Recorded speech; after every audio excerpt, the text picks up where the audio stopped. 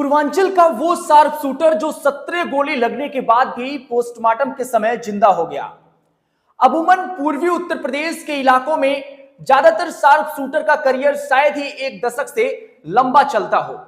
वो या तो राजनीति में चले जाते हैं या पुलिस के हत्थे चढ़ जाते हैं, लेकिन प्रेम प्रकाश उर्फ मुन्ना बजरंगी के साथ ऐसा हुआ नहीं।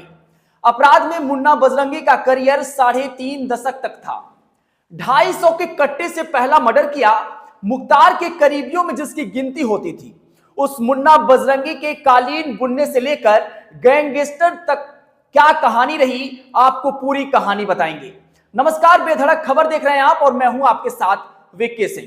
राजनीति के बाहुबली के इस एपिसोड में आज चर्चा पूर्वांचल के खतरनाक sharp shooter gangster Munna Bajrangi की करेंगे।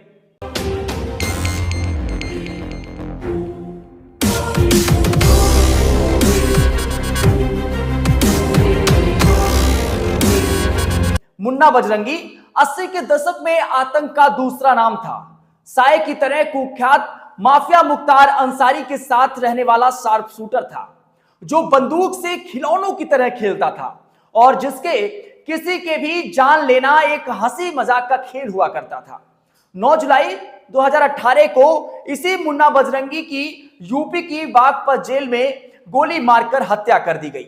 हत्या का इल्जाम था दूसरे गैंगस्टर सुनील राठी पर। आइए आपको बताते हैं आखिर प्रेम प्रकाश उर्फ मुन्ना बजरंगी जुर्म की दुनिया में कैसे आया। मुख्तार अंसारी ने कुछ ही दिनों के भीतर उसे अपना खासम खास कैसे बना लिया। यूपी में जौनपुर के पूरे दयाल गांव के रहने वाले प्रेम प्रकाश ने 5वीं के बाद ही पढ़ाई छोड़ दी थी। पिता पारसनाथ सिंह गरीब परिवार से थे और वो एक किसान थे।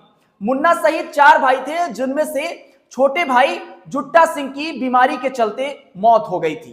परिवार में केवल बड़ा भाई राकेश सिंह इंजीनियर है और वो मुंबई में रहते हैं। माली हालत ठीक नहीं होने की वजह से मुन्ना ने कालीन बुनने का काम कई महीनों तक किया और वह भाइयों में तीसरे नंबर पर था। मझला ठेकेदारी किया करता था। एक रिपोर्ट के मुताबिक जब वो महज 14 साल का था तो घर वालों ने उसकी मर्जी के बिना जबरन उसकी शादी करा दी। शादी को महज 4-5 दिन ही बीते थे कि उसके चाचा का गांव में एक विवाद हो गया। भुल्लन सिंह नाम के एक शख्स ने उनके चाचा को सरेआम गालियां दी और ये बात प्रेम प्रकाश को हजम नहीं हुई और चुप गई। प्रेम प्रकाश ने अपने चाचा के अपमान का बदला लेने के लिए ठान लिया।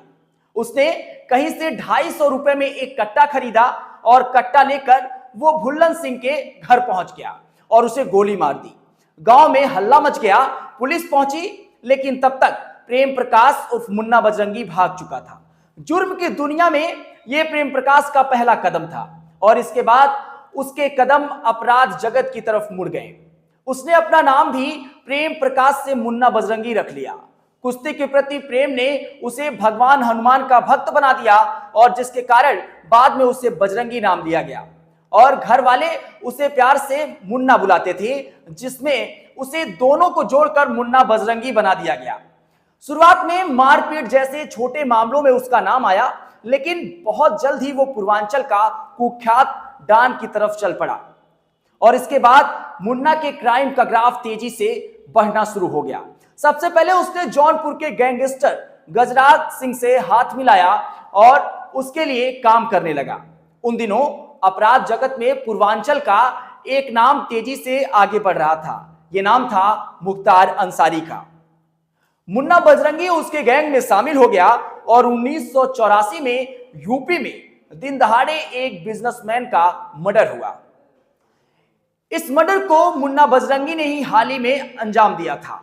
अब जुर्म की दुनिया में मुन्ना बजरंगी का सिक्का चलने लगा और ऐसे में मुख्तार अंसारी ने उसे सरकारी ठेके हासिल करने का काम सौंपा। मुन्ना उसके भरोसे से कहीं ज्यादा बढ़कर साबित हुआ। अब वो मुख्तार का राइट हैंड बन चुका था। मुख्तार अंसारी ने भी मुन्ना बजरंगी का पूरा साथ दिया। एक दिन जब दोनों कहीं से लौट रहे थे तो रास्ते में उनके ऊपर दुश्मनों ने गैंग लेकर एक फायरिंग कर दी। मुख्तार ने फायरिंग के बीच मुन्ना को बचा लिया और इस हमले में दोनों को हल्की फुल्की चोटें आई, लेकिन इसके बाद मुख्तार और मुन्ना के बीच भरोसा और भी बढ़ गया और इस बीच 1998 में उसकी जिंदगी में सीमा सिंह नाम की एक महिला आई। दोनों एक दूसरे को प्यार करने लगे और बाद में शादी कर ली। शादी के बाद दोनों दिल्ली आए, लेकिन यहां पुलिस के साथ उसकी मुठभेड़ हो गई।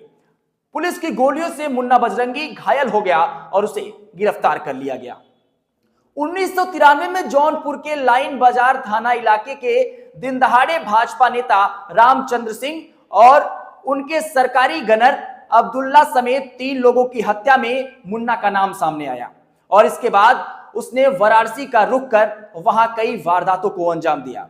1995 में उसने कैंट इलाके में छात्र नेता राम प्रकाश शुक्ल की हत्या कर दी और इसके बाद 1996 में सबसे बड़ी वारदात को अंजाम देते हुए मुन्ना बजरंगी ने रामपुर थाने में जमालपुर के पास AK-47 से ब्लॉक प्रमुख कैलाश दुबे, पंचायत सदस्य राजकुमार सिंह समेत 3 लोगों को मौत के घाट उतार दिया।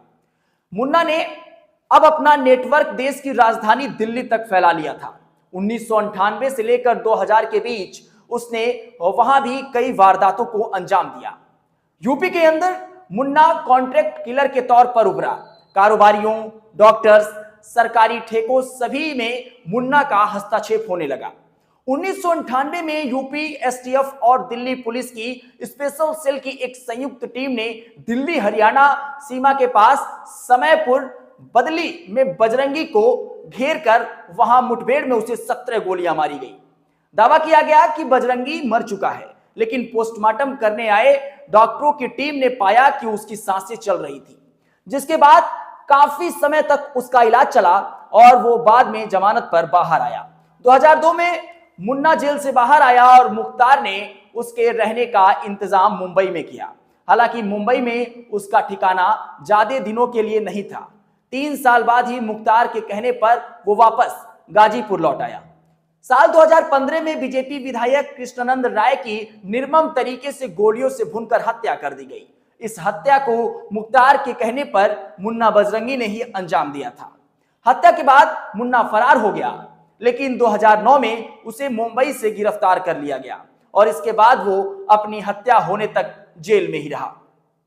बजरंगी ने ज्यादातर हत्याएं दिन के उजाले में ही की और लोगों को घरों में घुसकर गोली मारी, जिससे लोगों में उसका खौफ और भी बढ़ गया।